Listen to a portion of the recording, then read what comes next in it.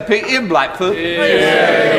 Thank you, Mr. Speaker. I'm sure the whole House will want to join me in wishing Glasgow Rangers Football Club all the best in their final tonight in Seville. It's always a joy to see Scottish clubs get to the finals of European competition.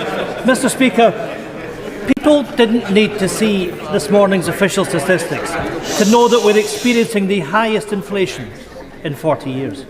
They know it because they're living with it. Families can't afford food. They can't pay their bills. And we're only at the beginning.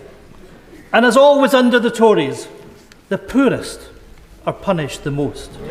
For months, people have been crying out for support. But month after month, a distracted Downing Street has failed to lift a finger to help. Does the Prime Minister still support his Chancellor's insulting statement that acting now in this cost of living emergency would just be silly?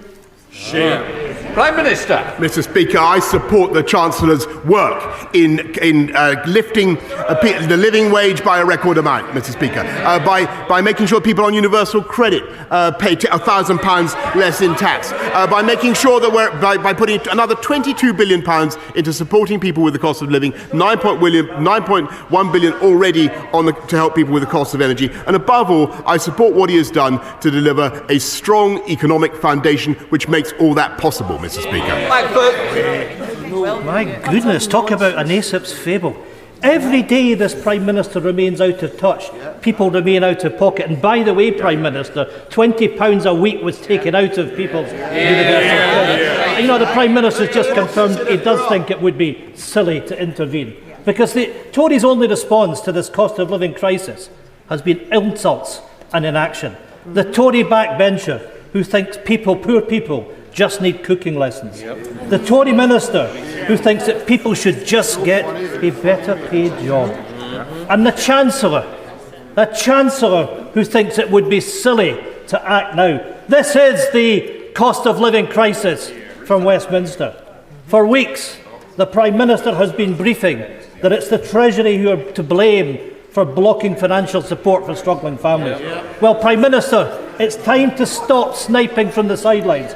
If this Chancellor won't deliver an emergency budget, it's time for the Prime Minister to sack the Treasury, to sack the Chancellor, and to put somebody else in office that will act. Prime Minister. Look, Mr. Speaker, I think that the right honourable gentleman should understand that I want to get back to the crucial point. We've been through COVID. We're facing a spike in global energy prices, which has been greatly exacerbated by what Putin is doing in Ukraine. But to deal with it, of course, what we're doing is putting billions and billions already, 9.1 billion, into supporting people with the cost of energy. Cut fuel duty by record sums, Mr. Speaker, helping elderly people in all sorts of ways, not least through local councils with another £1 billion. But of course, Mr. Speaker, everybody in the country knows that we're not through this yet, and everybody can see that, and they all know that the government is going to do more. But they also know the only reason we can do that is because we have a strong economy with massively high employment, and that is the crucial thing. And it would not have been possible if we'd listened to the members opposite. Absolutely.